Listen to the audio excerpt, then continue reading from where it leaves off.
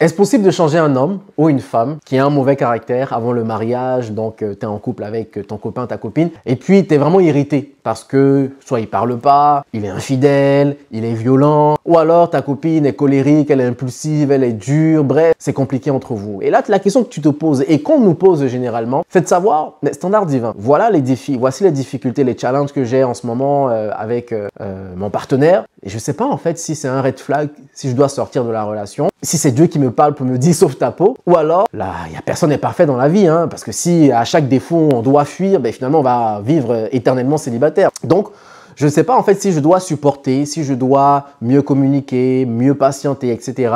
Et c'est quelque chose qui va changer avec le temps. Je vous donne dans cette vidéo des astuces, mais qui sont vraiment profondes. Et j'espère vraiment que tu vas taguer ton gars, ta copine, que tu vas envoyer à tes amis, que tu vas envoyer à tes petits frères, tes petites sœurs.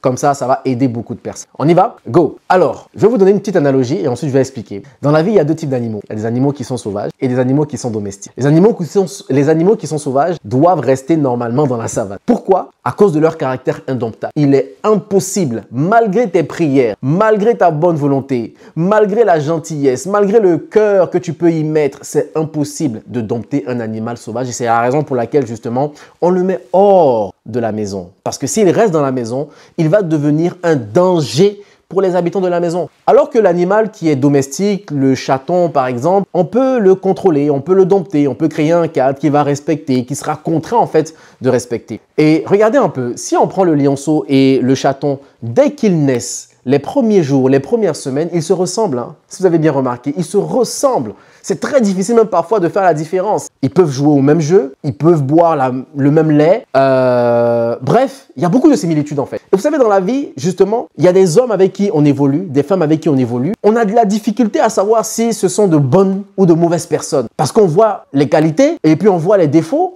Et puis on se dit, ben, personne n'est parfait, donc on avance, on s'aime, etc. Mais ce qu'on oublie, c'est que le lionceau, même s'il a 2 semaines, et le chaton, au même âge, n'ont pas la même nature. Et comme je l'ai dit tout à l'heure, tu peux prier, tu peux jeûner, tu peux faire des coachings, tout ce que tu veux. Les 2 animaux, au fur et à mesure qu'ils vont évoluer avec le temps, ils vont complètement se différencier. Et l'animal sauvage qu'est le lion doit normalement sortir de la maison, sinon il va manger le chat. Vous voyez, dans vos vies, il faut faire sortir en fait les animaux qui sont sauvages. Ça, c'est la réalité. Après, c'est à vous maintenant de gérer. Si vous êtes avec un animal sauvage, c'est à vous de gérer. Donc, envoie cette vidéo à ton gars, ton copain, ta copine et demande-lui si tu es un animal sauvage ou si tu es un animal domestique. Maintenant, la question que tu te poses, c'est de savoir comment est-ce qu'on fait la différence concrètement? Comment est-ce que je peux savoir que ce caractère-là, c'est quelque chose qui ne va jamais changer et ce caractère-là, ça va changer peut-être avec le temps ou rapidement? Quels sont les éléments concrètement?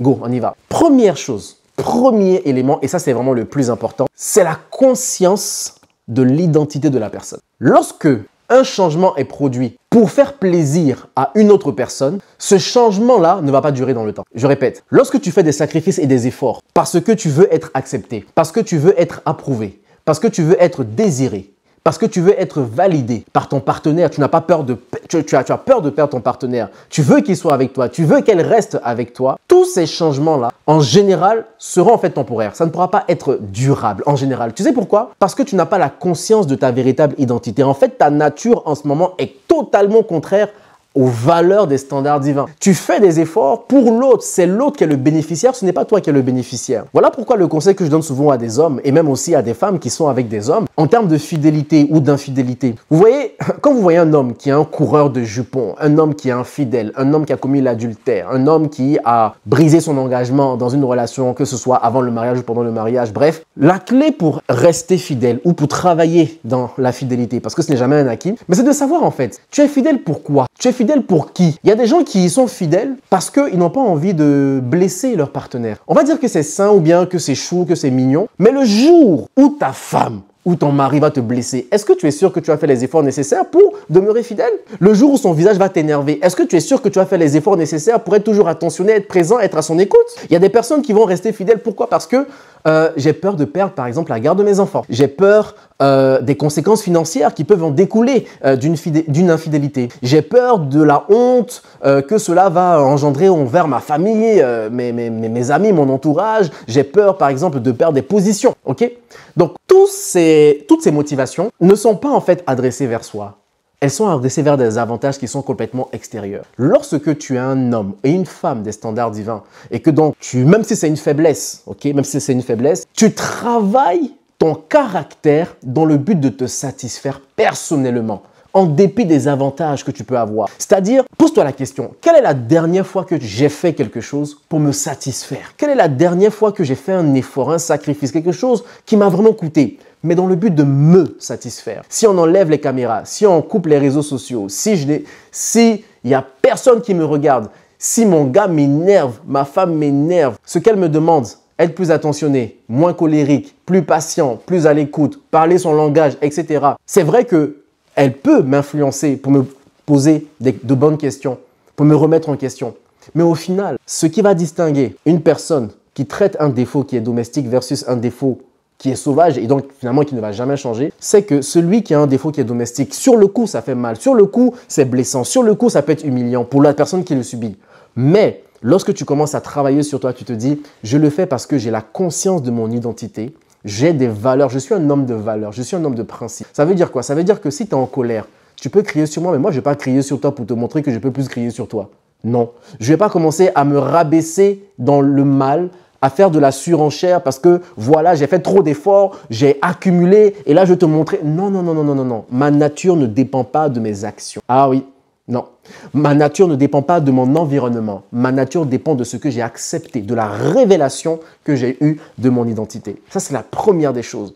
Voilà pourquoi vous pouvez mettre deux personnes dans le même environnement. Ils vont écouter les mêmes choses, mais comme ils n'ont pas décidé que ces choses-là sont pour elles, les actions ne vont jamais changer. Et c'est ça qui fait la différence entre des gens qui vont rester comme ça, qui vont, tu vas un peu les encourager, les camoufler, les cajoler, les caresser. Peut-être que c'est pour ça que justement, il y a des gars qui vont te draguer, ils vont faire beaucoup d'efforts, mais une fois qu'ils t'ont eu, c'est pas juste le fait de se dire que l'homme est un chasseur. Non, il y a des hommes qui courtisent davantage. Il y a des hommes qui aiment davantage parce qu'ils ont compris que dans leur nature, ce sont des hommes qui sont aimants. Ce sont des hommes qui sont protecteurs. Ce sont des hommes qui doivent valoriser, protéger, encourager, élever, propulser, étirer leurs femmes parce que c'est dans leur nature. Et j'espère que ce sera aussi ton partage parce que tu es un homme et une femme des standards. Deuxième chose qui peut aussi aider à faire la différence entre un comportement domestique et un comportement sauvage, c'est l'attitude de la personne lorsqu'elle déconne. Je répète, c'est son comportement, son attitude, l'état de son cœur. Vous savez, il y a des gens qui ne prennent pas plaisir à faire du mal aux autres. Il y a des personnes qui regrettent amèrement de faire du mal aux autres. J'ai rencontré par exemple des femmes qui ont commis des choses ignobles, honteuses, dégradantes envers elles-mêmes, envers leur mari. À l'instant T, peut-être oui, sur le coup, on va dire que ce sont des femmes qui sont méchantes, impolies, orgueilleuses, etc. Mais quelques secondes après, quelques jours après, elles regrettent amèrement. Elles se lamentent, elles sont tristes. Il y a beaucoup de culpabilité qui va venir. En fait, ça, c'est le cri d'une personne qui cherche de l'aide.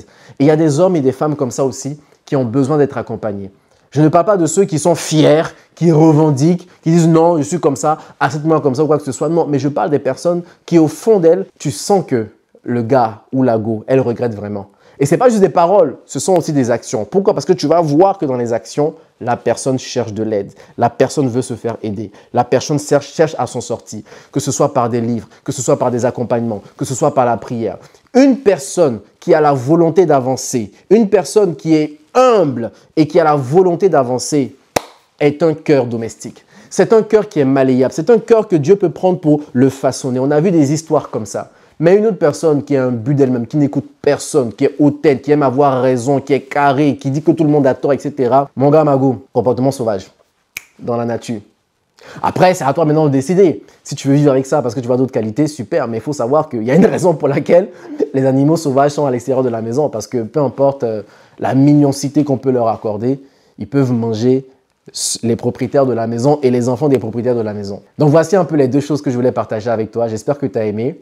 Ce que je veux que tu fasses, c'est que tu partages à un maximum de personnes et puis tu tags dans les commentaires tous tes amis. Oh, tag ton ghetto, toute ta gang. Et puis tu poses la question, est-ce que tu es un animal domestique ou un animal sauvage? C'était Fabrice. Allez, bye.